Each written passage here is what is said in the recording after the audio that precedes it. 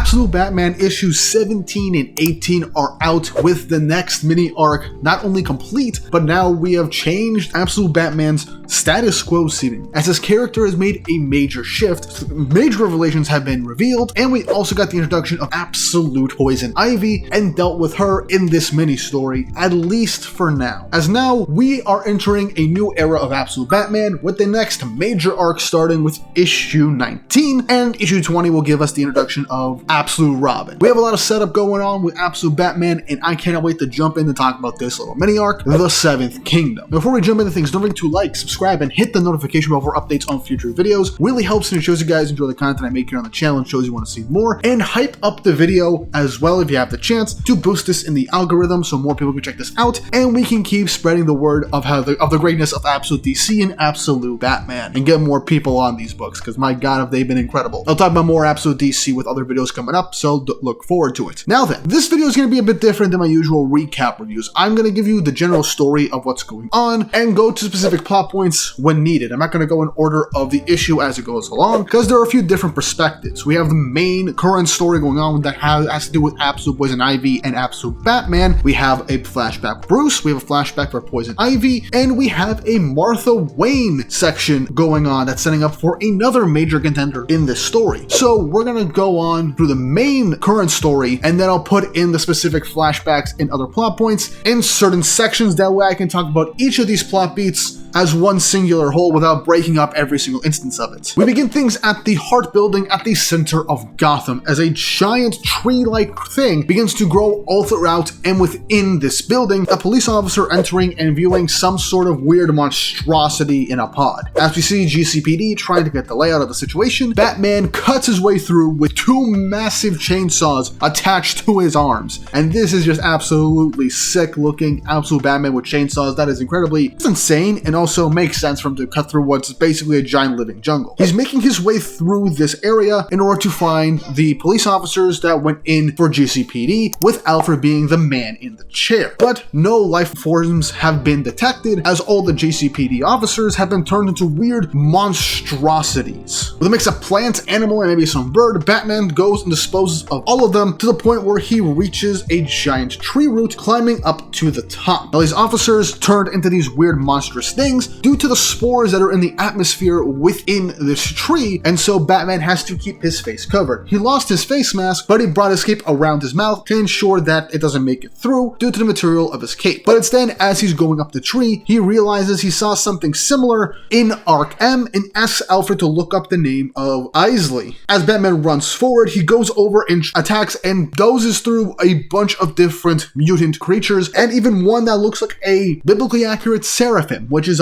yeah, this is an insane thing, and also probably references that this is supposed to be like a twisted Garden of Eden or something like that with how this is being set up. After Batman disposes of the multi-eyed bird monstrosity, they have a human signature, and after destroying it, we find someone buried within the corpses, or at least parts of the area, as it's revealed to be Barbara Gordon. And so she suggests that they team up because there is a specific device, a sonic device that the GCPD came in with, and so they are going to use that to try and disperse everything from the center of this tree to basically stop everything. But as Barbara is saying that they should work together, Batman just pushes her off by attaching a piece of his cape, and basically just does not want to get her involved with this, as his cape turns into a parachute to kind of loosen her fall. But as Batman goes forward, the spores get denser, as we see this, well, face in the ground that's meant to be Poison Ivy, as she is watching everything that Bruce is doing, as he keeps climbing further and further up. And so he makes it at the top, as we see Absolute Poison Ivy staring him down with another literal plant mutant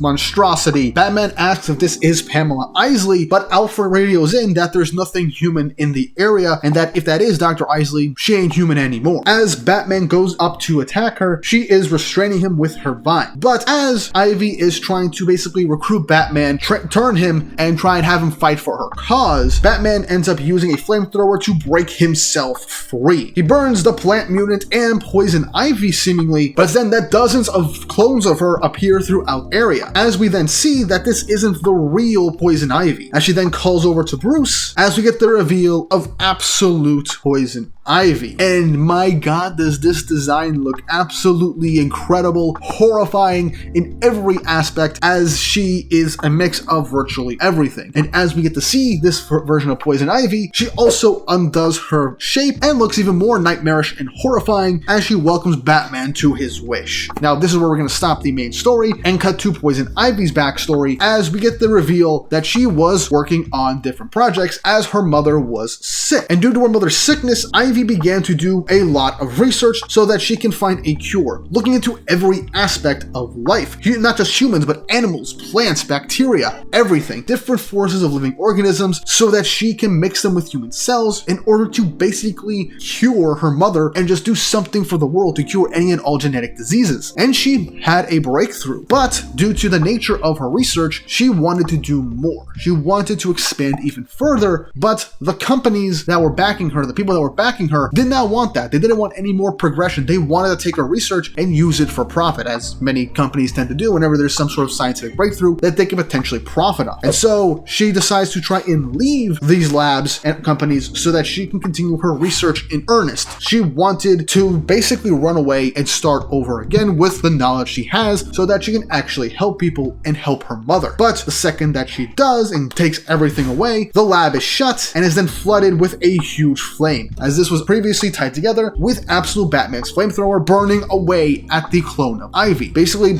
burning away what essentially was her humanity. And Ivy was seemingly killed in that flame. But we learn later on in her backstory that most of her body was completely burned to cinders. Somehow her heart remained, as she did manage to inject herself with her own research material and pathogens to try and basically preserve her life in a last-ditch effort. The company kept her heart preserved, but it wasn't beating. They told Ivy's mother she wasn't alive, the heart wouldn't beat. And so Ivy's mother took her daughter's heart and left the facility. But Ivy was conscious within the heart. She knew of the glass, and she couldn't be with her mother, as she then learned through the different primal forces of life, like the green, the red, and the black, all multiple sources of life or tied to living organisms. The green is for plant life, which is what Ivy in the main universe is tied to and is an avatar of. The red symbolizes the animal kingdom, which is what Animal Man and Beast Boy in the main universe are tied to. And then there's the black, the rot, which is just decay and death. Ivy senses her mother basically dying on a bus ride home due to her illness, and no one will find her later, as her mother ends up just decaying away before anything is done. And this caused her to grow resentment until eventually she would grow out and mutate into who she was before. Eventually she was taken into Arc M, experimented on, and kept captive by Jack Grimm, the Joker. And thus she was stuck inside a cell, pulled apart by noise guns, and sealed away. Until the day she saw Bruce walking naked basically through Arc M trying to escape, and she knew that perhaps she can get to him and they can work together to take this man down. And so she managed to slip a piece of her out and sneak out of Arc M, and created what she was doing now. And thus leads us back to the present with this fight against Absolute Batman. But that's not all that happens within these issues, as another plot beat in flashback is Bruce trying to keep up his daily routine, as this ties into the main story as well, in parallel to Ivy, who was lost her humanity and became a monster to try and achieve her goals and get revenge. But now Bruce is facing some dark times himself. He's trying to maintain a daily routine. He's trying to get connected with his friends again despite everything that happened. He kept going to Oz's place despite getting beat up and thrown away by his security guards and Oz not wanting him around. He would go to Eddie's place and try and use riddles to try and get himself in, but Eddie wouldn't let him in. Harvey wouldn't see him no matter what, and he wouldn't appear in his office. And lastly, he has no idea where Waylon is. He also learned that Jim Gordon and his mom are dating, and so that's a big thing that's changing from his usual daily life. And Selena is out in the wind right now, so he doesn't have that anymore. Meaning that we don't really have any real connections to his daily life anymore. Tie all that together with Batman quickly becoming a symbol for Gotham, for merchandising, for toys, for literal restaurants themed after him. Batman is no longer this shadow over Gotham that's bringing light to all the darkness. Bruce has basically become the literal light, the beacon of Gotham, in a way he never expected and doesn't know how to deal with, to the point of lashing out at a guy in a stand. And so with all that happening, he's not sure what's going on. His life is quickly changing for the worst, basically, thanks to all his friends. His home life is seemingly just going a bit out of whack. And not only that, but the symbol that he created to try and help his city is changing in a way he has no idea that it could end up becoming. coming, and it's overwhelming. And that's where we have a nice conversation with Jim Gordon and the revelation that he knows that Bruce is Batman. And I just love that he basically put everything together right away, because A, he literally tore Bruce out of a pile of bats when he was a kid, and to a guy that's over 6 feet tall and like 400 pounds built like Bruce, and he's like, it ain't too hard to put it together. It even gives the idea that perhaps Martha is literally just going through mental gymnastics to not put the pieces together that Batman is Bruce, and is just trying to avoid the revelation that her son is doing all this shit and fighting literal monstrosities to help their city after everything. But not only that, right now his mother has disappeared, leaving him one last voicemail, and we'll get into the Martha plot point towards the end of this, which it has a lot of implications. But Jim begins to have a heart-to-heart with Bruce over what exactly is going on. And basically, Bruce has basically been open now with Jim over everything about Batman, what he thought this would be, and asks Jim for advice, essentially, on what to do with everything going on with Batman. And it basically tells Bruce what he went through as mayor and the advice that his daughter did basically give her, because Jim wanted to do good for the city. He was technically a softie based on how everyone was treating him, and he was basically unsure of the stuff that him and Bruce's mother and father wanted to do for the city wasn't enough anymore, and thought that maybe he had to become something more colder, meaner, tougher, darker to do something for the city. And the advice that Barbara basically said is, a tree grows tallest when you care for its roots, and tells Bruce he has good roots and that he knows that he will make the right decision. Basically saying that despite Bruce going through all this stuff as Batman, the darkness, the terror, the trauma, Bruce has a good foundation built up essentially, and he knows that he will make the right choice, and that will end up leading him to a better decision and way of becoming who he is. But as we'll see later on in the chapter, that might not be the way things end up going, or at least goes in a different direction from what Jim might have been implying. But that's all the advice Jim can give Bruce, as he's unsure of what to do, because obviously everything going on with Bruce is different than what Jim went through. But despite that, he did give some pretty solid advice. But back to the main plot, Bruce is tearing his way through all of the Poison Ivy clones to try to make his way through to the main body, all while she is trying to recruit Bruce, telling him that the world that has basically been eating itself, the one in charge, is toying with everybody, and everything is in the palm of his hands, as we are referring to Jack Grimm. Obviously, Bruce knows about Jack Grimm. He'll have to deal with him eventually. He just hasn't seen him in his demon form. But either way, Bruce is tearing through all these Ivy clones, absolutely decimating and destroying them, until Ivy fights herself. As Bruce tries to fight back, Ivy throws him towards the side, and reveals that due to the microorganisms in his head and in the area, she's jamming all communication with Alfred, and is beginning to learn more and more about Bruce through his head, basically telepathically linking them due to the microorganisms that she's attached to due to her experiments on herself. And as she's pushing Bruce to join her, she's saying that he is almost there. The way he's fighting, the way he has created his whole identity as Batman, he's almost there to be what the city needs to take down the darkness. He just needs to evolve, be something more. And what she believes that more to be is for Batman to literally take her in and become what she has become. All aspects of life just jumbled together into one. As she keeps pushing back, saying that he wants to reshape things, but he can't do it the way he is now. He has to change whether he likes it or not. And since Batman is not choosing to join Ivy willingly, she's preparing giant spores to spread throughout Gotham once exploding, and to make everything a part of her new kingdom in order to take down Jack Grimm, the ones who are just poisoning the world and everyone around it, and twisting things to their whim. And that is her grand plan, to reshape the world and everything with Batman as her knight at this point, because she knows that he will help her. Now, tying all this in while this is going on and communication is being broken with Alfred, there is actually a singular page that we see with Alfred talking to his superiors as they want to take him out of the Joker case, take him away from Jack Grimm, and to investigate Batman. Something that obviously Alfred probably isn't going to do, because he literally says, if I don't do it, what are you going to do? And they're basically going to cut him off from his funds and everything, the safe houses or whatever, maybe even fire him for all we know if he doesn't choose to go with Batman. It's then that Harley Quinn appears with the Red Hood game and said that they're here to help Alfred with the whole Batman thing.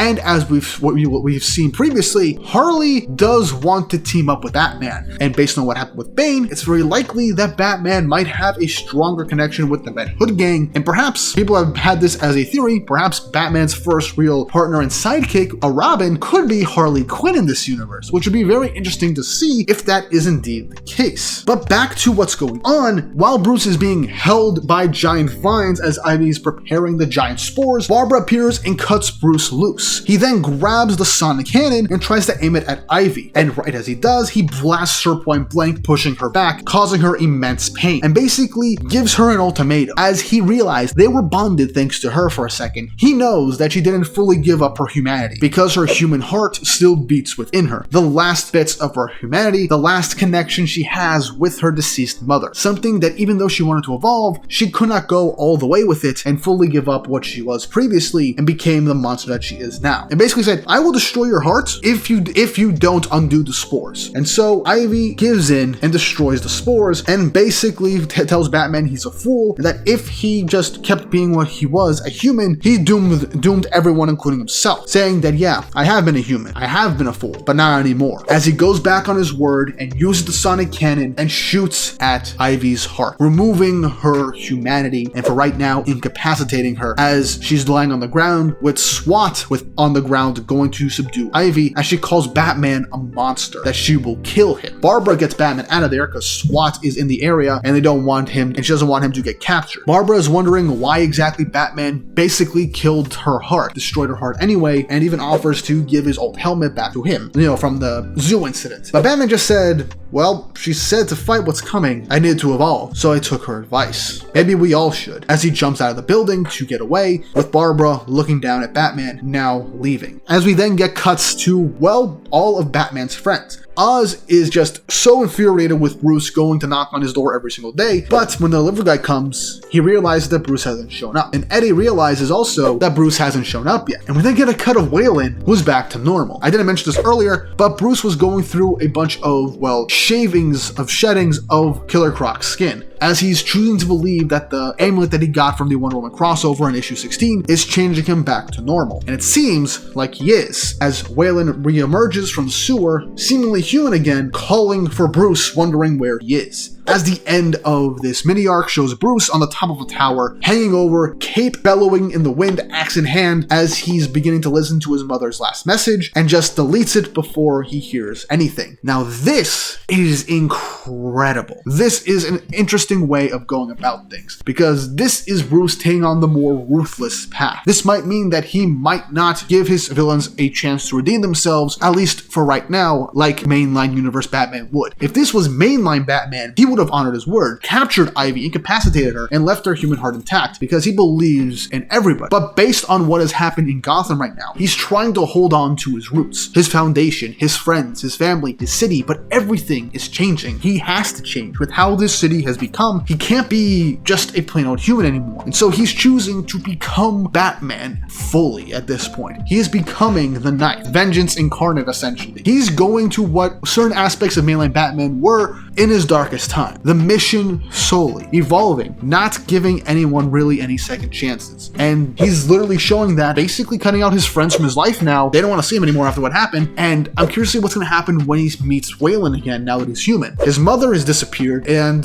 yeah, he's cutting out everything else. He doesn't want to think about past anymore. He needs to focus on his city and grow and change to meet the challenges that are coming. Based on the cover image for volume 19, oh boy, this might actually be the best thing for Bruce, because he's gonna need that ruthlessness coming forward. But outside of what happened with Ivy and Batman, everything going on right now, we have a subplot with Martha Wayne, as we get the reveal at the end of issue 17 that she called the Court of Owls, the absolute Court of Owls. And in issue 18, it's revealed that she was a Talon, one of their best. And so with this exposition, we see that before Batman started to fight for the city, the Court of Owls, they are a paramilitary group essentially that fought to keep Gotham and potentially the world safe from those in power with the wealth and the power that have been overrunning and ruling over Gotham City, and they were fighting back. But apparently they lost years ago and Martha was retired, but the Owls disappeared into the wind. Only she knew how to contact them with code words and stuff, and they basically wanted to stay hidden for a good while. And so when she met up with them in some desert, that was when she gave her last call to Bruce, the message that he basically deleted, as she wanted to say how how much she loves him and that she might be gone for a while. And so she discusses with the court on, well, what they're going to do now, because now that Batman is there, things have changed in Gotham with everything going on, and that they need to go and fight back, to fight for their city. And the court seems to have kind of resigned themselves to defeat in secrecy and staying in the shadows despite everything going on, you know, under the threat of death by one of the Talons, as she's trying to convince them to fight no matter what. Things are changing, things are getting bleak for the city, and they have to fight back. And throughout everything that's happened during these issues, the fate of Martha Wayne is unknown, as all we hear is a gunshot ending this current subplot of the Court of Owls. Now obviously we will get the Court of Owls storyline going forward. Perhaps they will work together with Batman, or they will clash on what to do with Gotham City and the way Batman has been going about things and has drawn even more of that darkness out into the open. We don't know, but I am so curious to find out, because this could also mean that Bruce will have to fight his own mother potentially as a Talon, and for all we know, she might end up dying in a future arc, and this will drive Bruce further into the darkness, which is why I believe he will need his own Robin going forward, a real Robin, to keep himself in the light, to have some light in the darkness, to keep him from fully getting devoured by the darkness of Batman in Gotham City and whatever Jack Grimm has planned going forward. Also, Absolute Scarecrow comes out in issue 19 with his debut, and he is a literal nightmare fuel, and